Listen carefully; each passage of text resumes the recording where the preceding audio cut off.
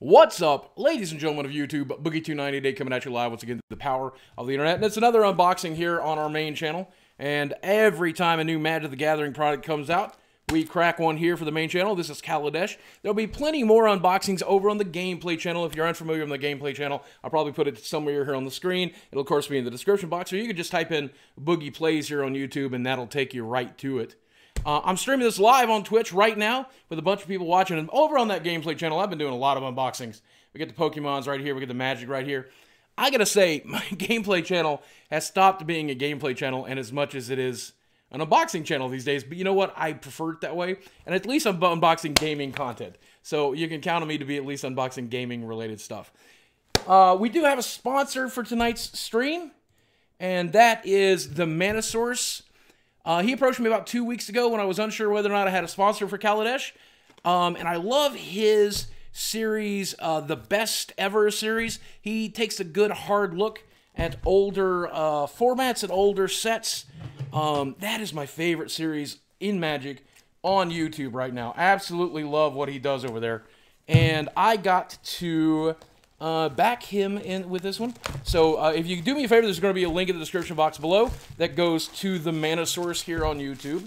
And I'd love it if you checked it out. Also live here on stream, my mods are going to post this link over and over and over again throughout the stream. You guys can gladly click that link to support us. Check them out. If you decide to, sign up. If not, that's okay as well. But know that if you do that, you're going to be supporting me as well as another member of the Magic the Gathering community.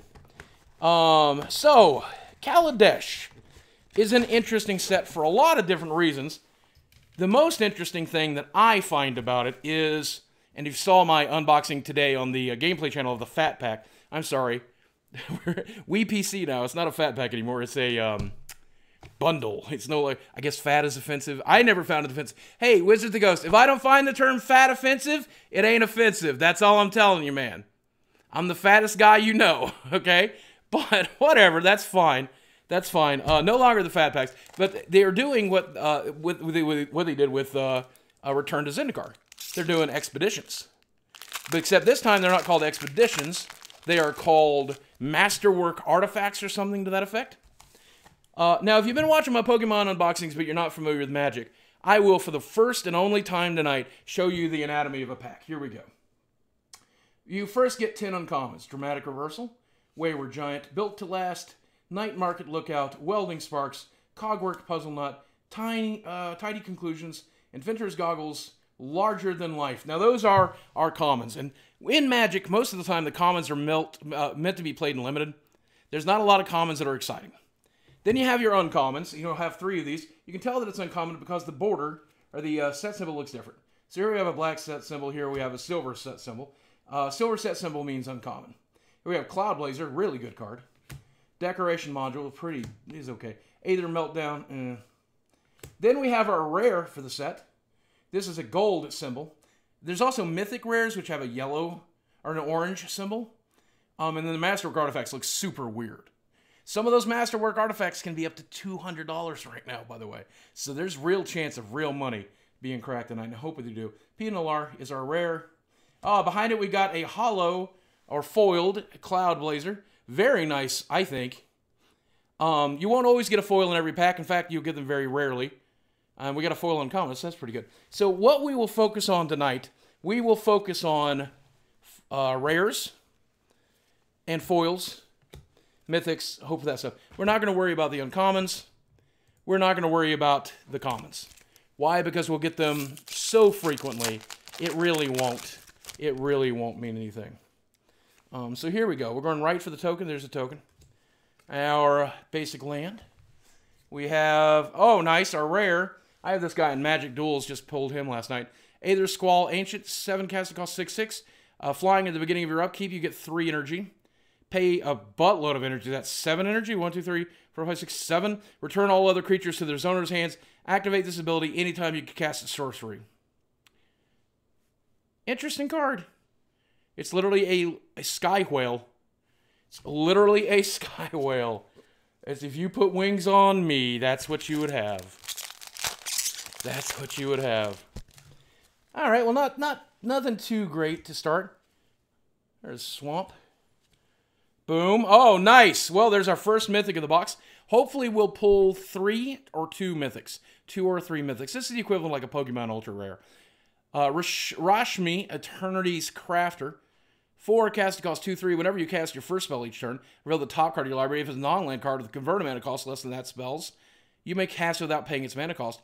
If you don't cast the revealed card, put it in your hand. Rashmi, which is just, by the way, the words Mishra re-changed. So Mishra is from the Urza's cycle stuff, like Antiquities, Eternity's Crafter. I don't know. That makes me think of Mishra. It sure does. I don't know. Maybe it's the trans version of Mishra. I don't honestly cannot tell you.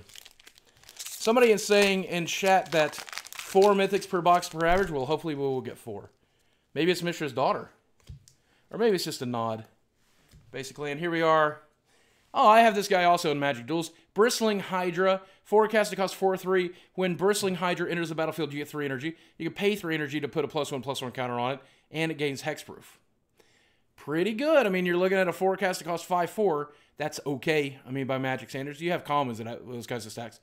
But the fact that you can give it hexproof that one time and use other energy from other sources to make him even bigger. Pretty decent guy.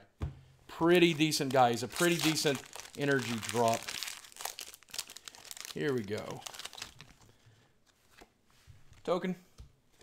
Basic land. Boom. Oh, nice. Well, we did get a foil here. This is the Weldfest Monitor. 3 cast to cost 3/2. Hey, he's not very good. He's not very good. Oh, nice. Here is our first land of the box. This is a pretty playable land cycle, and it's cheap. We finally got the enemy fast lanes. So, you know, you play them early where mana fixing really matters. You play them early, they come into play untapped. Pretty solid stuff. Pretty solid land cycle that I definitely enjoy here. Somebody in chat asked us, what are the chances of getting one of these super rares?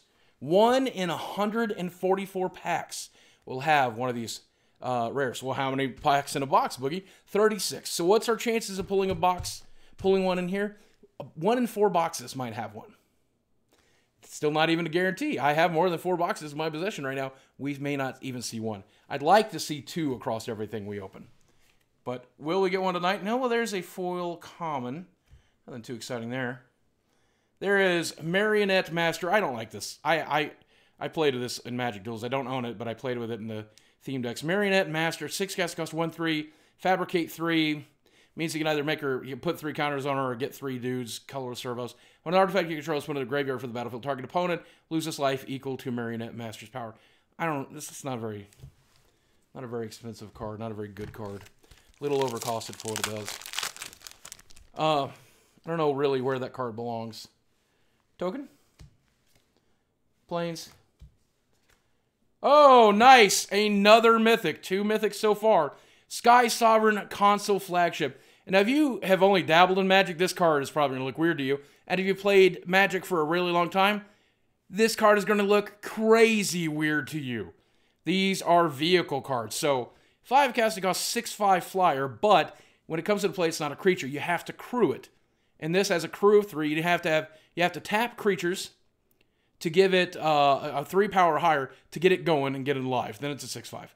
But then when it's alive, when it enters the battlefield or attacks, it deals 3 damage to target creature or planeswalker an opponent controls. This is cool. But if you've been playing Magic as long as I have, and I've been playing since a lot of you were still just a dirty thought in your daddy's mind one Valentine's Eve. But if you've been playing this Magic as long as I have, you would be excited because you would really like to see the Weatherlight as an actual equipment, as an actual vehicle. Don't know that that'll ever happen. Maybe in some supplemental thing, but well, I sure hope so. There's Midnight Oil. Enters the battlefield with 7 hour counters on it. At the beginning of your draw step, draw an additional card and remove 2 hour counters from this. That's interesting. Your maximum hand size is equal to the number of hour counters on Midnight Oil. I mean, if you're casting them quickly. That's no Phyrexian Arena. Can we just agree that's no Phyrexian Arena? That card is not Phyrexian Arena. That's what I can tell you. We're all burning the Midnight Oil tonight, though. Can you smell the flavor of this set? Can you smell the flavor of this set from here? Because I can taste it. just a taste of these artificers making dream machines. There's Wildest Dreams, green and XX. Return X target cards from your graveyard to your hand and exile this. That's basically Recall. That card was banned at one point. The blue version of this card was called Recall out of Legends. That shit was banned at one point. That's a pretty powerful effect. Not that powerful these days, but it's definitely pretty cool. That card I could expect to make a splash somewhere. 3 mana, get something back from your graveyard. 5 mana, get 2 things back. Some sort of combo deck would do it, I would think. Don't know if that combo deck exists. Here we have Key to the City. 2 casting cost. Tap to discard a card. Up to 1 target creature can't be blocked this turn because he has the Key to the City. When Key to the City becomes untapped, you may pay 2. If you do, draw a card. Now, here's the thing with Key to the City, or any Key to the City. Did you know that's an actual thing? Right now, if you give somebody the Key to the City, it's entirely ceremonial. But there was a period of time where many cities were walled. Now, the key that you had would not be a physical key that unlocked the door. Very rarely would that actually be the case. It was more of a symbolic thing that meant that once the walls were shut, if you had the key to the city, you could come and go as you pleased, even once the guards had been ordered to lock the city down. That's what a key to the city meant. Pretty cool concept, I really think. Very rarely was it ever a physical key, though. But you learned something today. Hey, there's Blooming Marsh. That is the black and green fast land. Very welcome to pull that. Now that we have a full cycle, I'll be able to put the fast lands into my cube. Here's a servo. Tom Servo. Here's a basic land. Oh, here's a guy. This guy's pretty decent for a budget deck here. Architect of the Untamed. 3 cast cost 2/3. When a land comes into play on your side, you get an energy. Now, obviously, that's going to work well with Evolving Wilds, fast lands. I like them for that purpose. Pay 7 total energy, get a 6/6 colorless beast artifact creature token. Yeah, there you go. You see what I'm talking about? You see what I'm talking about? How cool is that? Pumping out beasts at the end of your opponent's turn, untap, and just murder shit. I like that card. So, it's not like, I don't think that's standard playable necessarily. Not at least in like a tier 1 deck, but could be standard playable somewhere. Basic land, here we go. And, oop! Ovaya Pashiri, Sage Lifecrafter. This card apparently has a bunch of rules text explaining it. So we're going to try to figure out what this card does together. 1 casting cost 1/2 legendary creature, human artificer. Probably playable somewhere. 3 mana, tap it to create a 1/1 colorless servo artifact creature token. Okay, that makes sense. Sure. All right, that's easy. 5 mana and tap it, create an XX colorless construct artifact creature token where X is the number of creatures you control. So apparently it doesn't count itself, but I don't know why it wouldn't count itself. Create an XX colorless construct artifact creature token where X is the number of creatures you control. Why wouldn't it count itself? I don't know. Why is this card confusing? It seems super easy to me. I don't know. Why wouldn't it count itself? I think it should count itself. It does, right? I don't know. Anyway, apparently, before you play with that card, if you think you know what it does, maybe you don't. So go look up the rulings on that card. I don't know why. Somebody's saying in chat, the problem with it is X is static. It doesn't count itself. Why would that be the case? It doesn't say other creatures where X is the number of creatures you control. So it wouldn't count it. I don't know. It's bad printing of a card. There's a servo. There's our basic land. Here is... Oh, nice. Foil Aether Squall Ancient. That's not too bad. Nice foil rare. Can't argue with a foil rare. Cannot argue with a foil rare. And our regular rare out of that pack. Cultivator of Blades. Cultivator of Blades. 5 casting cost 1/1 with Fabricated 2. So you either get 2 servos or make it a 3/3. Whenever Cultivator of Blades attacks, you may have other attacking creatures get +X/+X, where X is the power on this guy.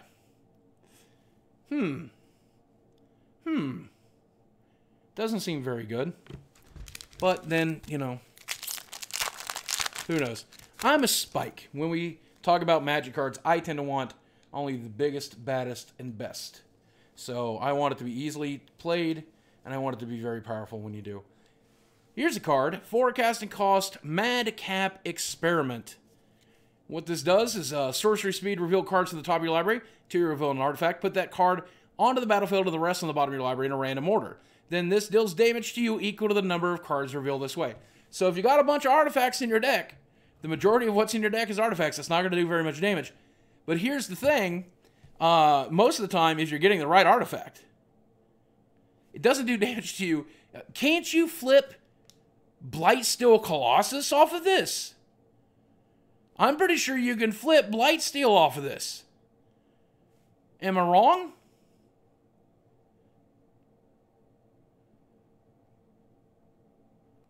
I put that card onto the battlefield. That's insane. That's insane. I'm pretty sure that's the case. Next up. Boom. Boom. Boom. Oh, yeah, somebody in chat just called it. Somebody said, next pack, Red Gear Hulk. Well, you were right. There's our third mythic of the box. Combustible Gear Hulk. 6 cast cost 6/6 first strike. When Combustible Gear Hulk enters the battlefield, target opponent may have you draw 3 cards. If they don't, then put those cards into your graveyard and deal damage to that player equal to the converted mana cost of those cards. Now, a lot of the times we say that when it comes to stuff like this, your opponent getting to choose is bad. Here's the thing. Both choices are good for you. So, I don't know. I think he's pretty good. Even if he was just a 6 cast cost 6/6 first strike, that's alone worth looking at. But he might draw you 3 cards. He might not. Who knows? Who knows? Boom! Our rare is Authority of the Councils. 1 white for an enchantment. Creatures your opponent's control enter the battlefield tapped. Whenever a creature enters the battlefield under an opponent's control, you gain 1 life. That's okay. Wasn't there a white card that did tithing similar to that? But except with tithing, didn't it deal 1 damage? Didn't it deal 1 damage to your opponent or something like that? I'm not exactly sure. And boom! Yeah! Nice! This box is off the hook! Holy crap! Holy crap! Holy crap! There we go. Nissa, Vital Force, 5 casting cost, 5 power. I think she's only about $15, but 5 loyalty. You can untap target land you control until your next turn. It becomes a 5/5 elemental creature with haste. It's still a land. You can also return target permanent card from your graveyard to your hand. And you can also -6 get an emblem. Whenever a land enters the battlefield under your control, you may draw a card. Yay. Nice hit. I think this deserves what we do when we open a good Pokemon card. Let's do this. Hey, Ma!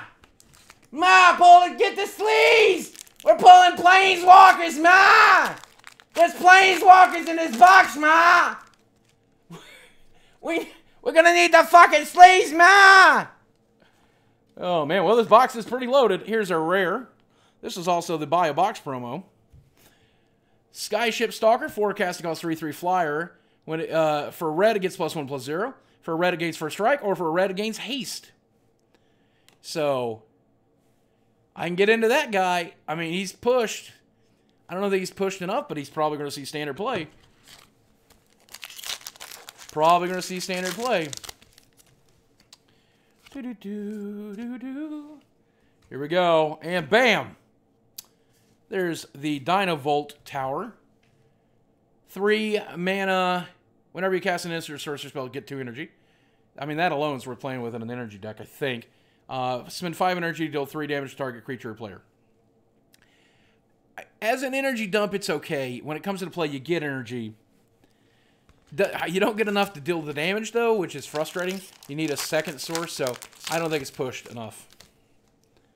So I'm not really sure. But there is Servo, Tom Servo.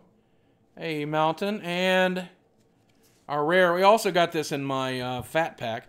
The Toolcraft Exemplar. At the beginning of combat on your turn, if you control an artifact, this gets +2/+1 until end of turn. If you control 3 or more artifacts, it also gains first strike until end of turn.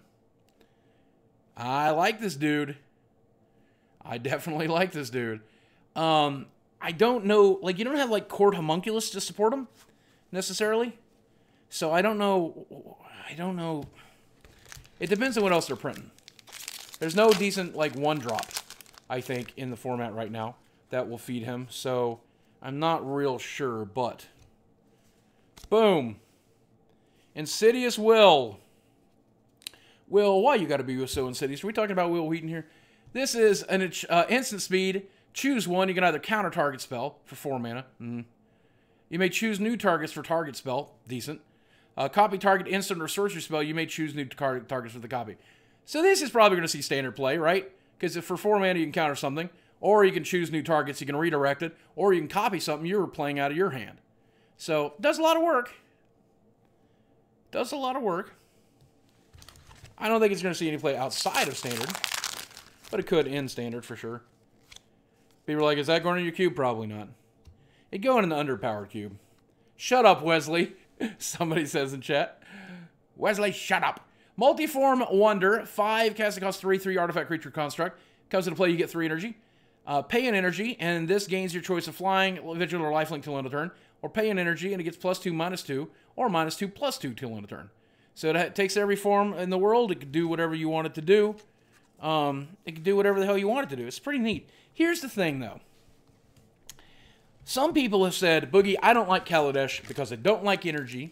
My friend Joe said this. I don't really think energy is a fun mechanic, and I don't like vehicles. Vehicles do not belong in Magic. And I say, I disagree entirely. I love, after having played with energy at the pre-release, love it. Love having a third source to spend, a third resource to balance. A lot of fun. They won't shove it down your throat, so it's not like a regular thing in Magic anymore, so you don't have to worry about that. But when you want to play with it, you can, and it's cool. I like that. And when it comes to vehicles, I think vehicles are just brilliant. I think vehicles are just brilliant. There's Deadlock Trap. This card is not one of the better energy-based ones, but 3 mana artifact, tap.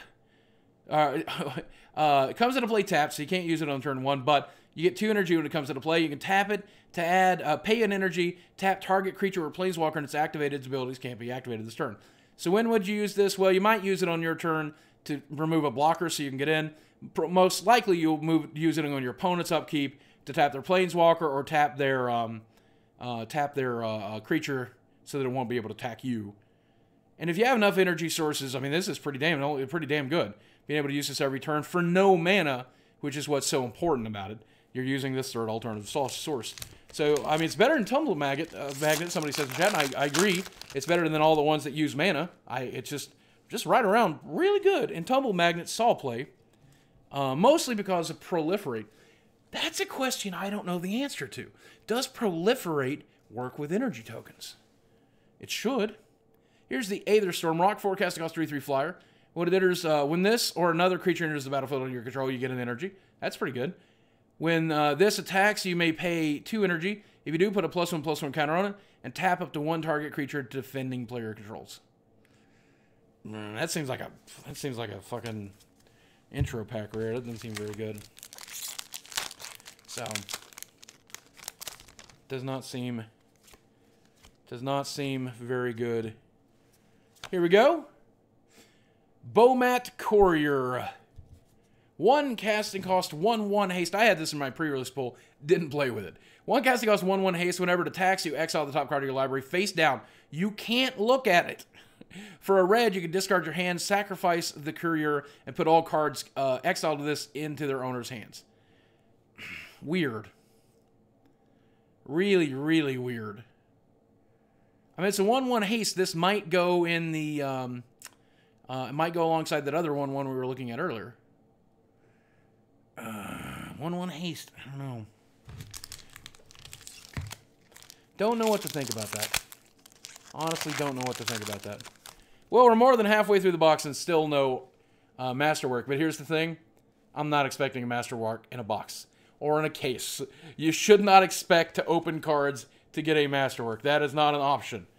That is not how you get masterworks. Masterworks are not cracked. They are purchased from people who are lucky enough to crack them, or stores who cracked thousands of boxes to get them. Panharmonicon. If an artifact or creature entering the battlefield causes a triggered ability of a permanent you control to trigger, that ability triggers an additional time. Weird. Wow, that's just so weird. You're getting double energy. You're getting double tokens. I mean, this is effectively doubling season without pumping planeswalkers. So, and it affects energy, which doubling season doesn't. So, pretty cool. And at 4 mana, it's pretty damn well pushed, I think. Here we go. Confiscate Coup. Confiscation Coup. 5 casting cost sorcery. Choose a target artifact or creature. You get 4 energy. Then you may pay an amount of energy equal to that permanent's converted mana cost. If you do, gain control of it. So, I mean, there are better versions of this, for sure, that don't involve the energy. If you're playing the energy deck, then you'll play with this version. Might see playing standard. If you're playing with energy, especially. I don't know. I don't know. I mean, you basically, for 5 mana, you can get something that costs what? You can steal something that costs 4. There's much better versions of that effect. But if you're stealing little guys, you'll have leftover energy if you have another source of the energy. That's what you use, a second copy of that card, for example. So, I can't really say. I like it, though. It's okay. It's okay. Hey, there's another foil. I haven't seen a lot. Airbarak Stomper. This was one of my MVPs in my limited pool. 5 mana, 5/4 trample to come into play, gain 5 life. Any big fat creature that gains pain, gains you life is a must-have in limited, in my opinion. I win off the backs of cards like this all the time. I also like how much he kind of looks like an Ivysaur. He's not a toad, but look, I mean, all stuff growing on his back. He may as well be Ivysaur, right? Here we go. Dubious Challenge. 4 mana. Sorcery. Look at the top 10 cards of your library. Exile up to 2 target creature cards from among them. Then shuffle your library. Target opponent may choose one of the exiled cards and put it onto the battlefield under his or her control. Put the rest onto the battlefield under your control. Do not like this card. I understand that this is not meant for standard. It's not meant for any of the other formats. It's pretty much only meant for multiplayer. But it's pretty cool in multiplayer. But otherwise,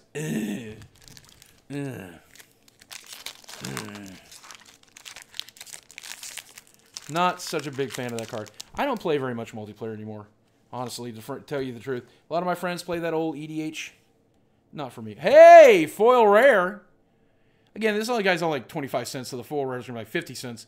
But nice. If I am going to play with that guy, and I probably will. Look at his eyes, man. Look at the foiling on his eyes. That dude's creepy. Dude, you're creepy. For a dwarf, he's super creepy. I just realized he's a dwarf.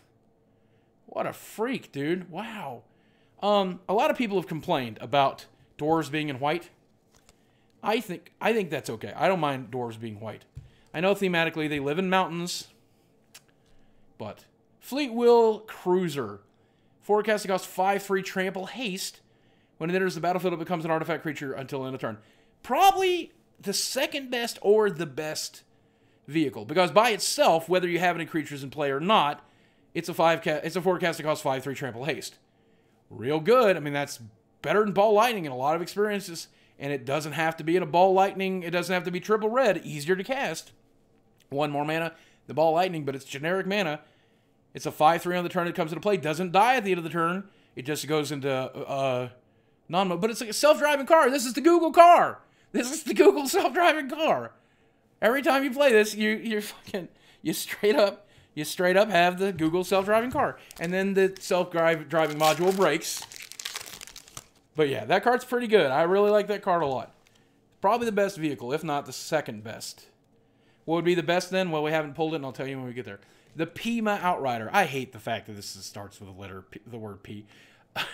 Not a very good foil, so not going to spend too much time worrying about it. There is the Paradoxical Outcome. Return any number of target non-land, non-token permanents you control in the owner's hand. Draw a card for each card returned this way. Again, this seems like a very good multiplayer card. Could be in some sort of control deck where your opponent board wipes or bounces everything, and then you bounce your own stuff and draw a bunch of cards. That seems more likely, but otherwise, I don't really know. Not my kind of card, I can tell you that. It's not the kind of card that I feel anything about. Do not feel anything about that. Here we go. Boop. Boop. Here we are. Gaunty, Lord of Luxury, legendary creature, our Aether-born rogue. 4 casting cost 2/3. Death Touch. When this enters the battlefield, look at the top 4 cards of target opponent's library. Exile one of them face down, then put the rest on the bottom of the library in a random order. For as long as that card remains exiled, you may look at it, you may cast it, and you may spend mana as though it were mana of any type to cast it. So, I don't know. I don't really know. I don't know how to evaluate that card. It's one of those cards that just like, it does stuff. You know? I don't know. If it was all 4 cards, that'd be insane. But you only get exile 1. So, but I mean, it seems pretty solid. He replaces himself with the exiled card, as well as a 2/3 Death Touch. Probably a real good commander. He's probably a real good commander. Here we go. Boom. What is it? Oh, it's a hijack. 3 mana, 2 of which must be red. Gain control of target artifact or creature until end of turn. Untap it against haste until end of turn. So this is your basic red, you know, effect of borrowing a guy for a turn. Only this time you can get artifacts as well as creatures. Nice. I mean, it's nice to see that made. Here's a card I had in my limited pool that did not do very well for me right there. Captured by the Consulate. She's going to jail. Oh, you girl, you dirty. You in trouble, girl. Enchant creature you don't control. Enchanted creature can't attack. Whenever opponent casts a spell, if it has a single target, change the target to enchanted creature if able. If you don't plan to attack something, this card's pretty good. If you're planning to attack in, they can still block. So why is this card like that? I don't know. It's not very good in limited. I mean, if you build a deck around it and you don't plan to kill them by attacking in, then that's fine. We got 3 packs left here. We gotta hope for the good stuff. We gotta hope for the good stuff. Are we getting a Masterwork Invention? No. Don't be silly. That's not happening. But we might. And that's the fun right now. There's another Aether Flux Reservoir. That's the fun. And I tell this to my friends, I used to play the lottery in college. I don't play it anymore, but I played it occasionally in college. I'd buy a scratcher when I'd go to fill my gas tank. I buy 1 scratcher. And they say, hey, what are you buying there? You know, you're spending $1 and you got a chance of nothing. And I'm like, well, it's more than a chance of nothing, especially when you play the numbers. You have a 0% chance of winning. The chances of you winning is so astronomical, doesn't matter. This is a better chance than that, but what you're buying is the hope. You're buying the dream. You're buying the fantasy. Whenever I would take that lottery ticket and I would hold it in my hands until the next day, are they not called Masterworks? I forget what they're actually called. Somebody's chat said they're not called Masterwork artifacts. I forget what they're called then. Masterpiece? Yeah, they're Masterpiece. Sorry. But anyway, it's the dream. You're buying that just fleeting moment of hope. That's what you're buying when you buy a lottery ticket. And that's what you're doing when you try to crack this stuff. There's the Metalwork Colossus, 11 casting cost 10/10. This is a good card to get with that red spell we showed earlier. Cost X less to cast, where X is the total converted mana cost of non-creature artifacts you control. Sacrifice 2 artifacts, return Metalwork Colossus from your graveyard to your hand. That guy does work, man. Cost X less to cast, where X is the total converted mana cost of non-creature artifacts you control. You could be playing this guy for free. Molten Giant from Hearthstone, anybody? Molten Giant? Interesting. All right, last one. Last one. Can you feel that hope, kids? Can you feel the hope right now? That's what we got. I mean, we also got some real good Magic cards that I'm going to play with quite often. We got like 4 Mythics out of this box. But the hope that you'll get that Masterpiece Invention or Masterwork Artifact or whatever you want to call it. Mama Jean's booty snack. Whatever. I don't know. Call it what you want to call it. I'm going to call them Masterwork Artifacts because I like that better than Masterpiece Inventions. Or we'll just call them Expeditions, which is what they are. I digress. Can you feel the hope? Here we go. Ladies and gentlemen, there's our island. Love this island. One of my favorite islands ever. Love a full art of that. And our card. Our rare. Last moment of hope before we have to take the dawn realization that it's just a normal card. And yes, it's just a normal card. As you knew it would be. But that was the fun. Padim, Council of Innovations, 4 casting cost 1/4 artifacts you control have hexproof. At the beginning of your upkeep, you control the artifact with the highest converted mana cost or tied for the highest converted mana cost. Draw a card. Well, there you go, ladies and gentlemen. That's our first box. How did we do when it comes to Mythics? How did it do when we came to foil rares? We did all right. I'm not complaining. We got some decent foils for sure. And we definitely got some real good Mythics, including Nissa, the Red Gear Hulk. We got 2 foil rares, a couple of the playable lands, We got the mythic, vehicle, and we got Rashmi, which is just possibly the transgender Mishra. I don't know what the card is. That's pretty cool. Guys, as usual, whenever we do these boxes, we do tend to secure a sponsor. And once again, our sponsor is in the description box below. He's Wedge of the Mana Source. And what Wedge does over there is he creates some pretty cool stuff. I highly recommend you check out his series on older Magic sets called The Best Of. That's what turned me on to the Mana Source. He's probably one of my favorite creators in the Magic community because of that. And if you want to check that out, I really would appreciate it if you did. Click the link below. You'll help me out, and you'll help Wedge out too if you want to give him a follow over there, or just even watch some of his videos. Like, drop a few likes, tell him Boogie sent you. It's what allows me to afford boxes like this to crack for you. And if you want to watch more, don't forget my gaming channel is Boogie Plays. There's a ton of unboxings over there. And hell, every once in a while, a couple times a month, Boogie actually plays a game. Even though he mostly just unboxes his favorite card games. Guys, thanks for watching. I love you very much. And I'll speak with you again real soon. Bye.